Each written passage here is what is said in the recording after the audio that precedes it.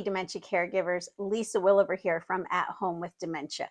And we are having our summer of dementia questions. That means we would like you, if you are caring for a loved one with mild to moderate dementia, we'd love you to send your questions in.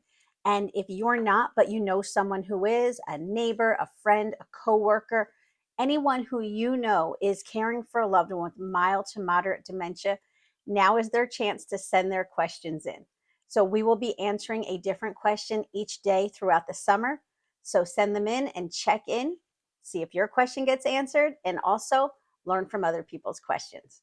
Thanks for watching. Don't forget to like and subscribe, and check out athomewithdementia.com. Join and become a member today.